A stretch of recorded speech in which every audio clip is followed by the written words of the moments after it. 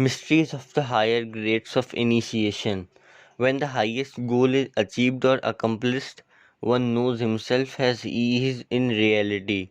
One understands how it is possible to function with the whole brain or mind.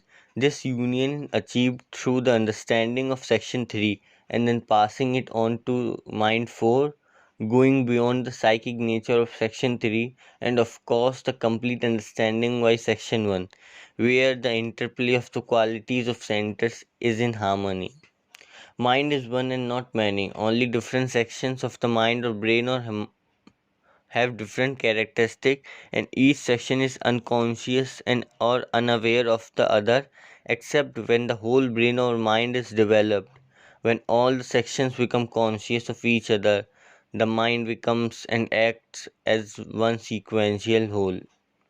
Till such mystic union of all seven centers in all the four sections of the mind is attained, one remains in a state conforming to the vagaries of various sections of the mind.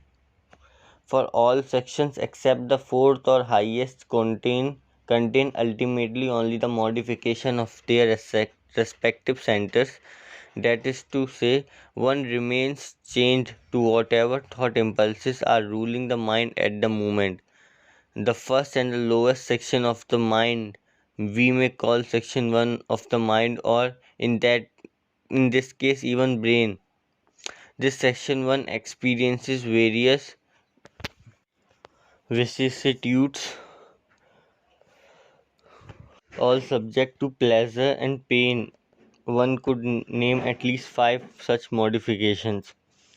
Till this is attained, one is either conscious of mind sections 1, 2, or 3, or the interplay of the qualities of the centers of section 1, or the memory of the psychic powers in section 3.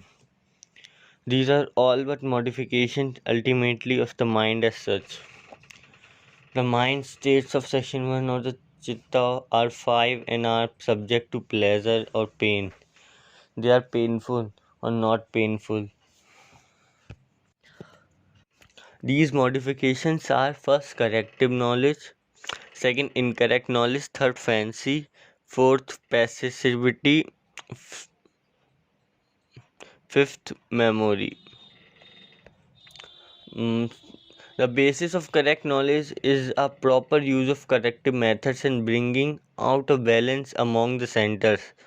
Incorrect knowledge is a result of the interplay of the quality of the first four centers of the mind and of not developing and making use of the other sections of the mind, and so one gathers incorrect knowledge only. Section 1 of the mind alone can perceive what often amounts only to fancy. Sleep is an important state of being for gaining proper knowledge if section 2, 3, and 4 are developed. Sleep is brought about through the fatigue imposed by the constant picture forming of section 1 or by its leakages. Memory is the quality of section 3 of the mind and is very deep and far reaching. Yet, if section 3 is not developed, memory in its instructive sense, it is not possible. The knowledge of past births, the control of these modifications or states of internal organ is to be brought about through non-attachment, tireless endeavor, is through corrective methods and rhythmic breathing. Tireless endeavor is the constant effort to restrain the modification of the chitta, the constant conscious efforts to each coded impulse into decoded thoughts, to subject the name of the corrective methods and disinfection chamber, thus changing the possibilities of minus resultant intensity to plus resultant intensity. If one were constantly to take care to put into operation corrective methods and change minus resultant to plus resultant intensity, then the steadiness of section 1 of the mind follows. Section 1 of the mind develops subsection B of the section 2, which in turn develops section 3 of the mind, and this again in turn develops section 4, and with it the whole mind. Not attachment is the functioning of mind section 4. The result of such non-attachment results is an exact knowledge of spiritual being when liberated from the interplay of the qualities of section 1 of the mind. The consciousness of an object is attained by concentration on its fourfold nature: the form through examination, the quality through discriminative perception, the purpose through section 3 of the mind, and the soul through identification. Normally, a person does not go beyond the interplay of section 1 of the mind.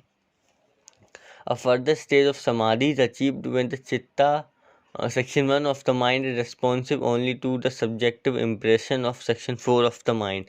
The samadhi thus described above passes not beyond the bonds of the phenomenal world. It passes not beyond the gods and or those concerned with the other worlds. This samadhi is the first and second stage of cosmic consciousness. The resultant intensity in Zen Yoga units is not in proper proportion, and so it reaches certain stars and sun, what then returns to the earth through celestial influences. When this is so, samadhi is of an inferior type. Other yogis achieve samadhi and arrive at discrimination of pure spirit through belief, followed by energy, memory, meditation, and right perception.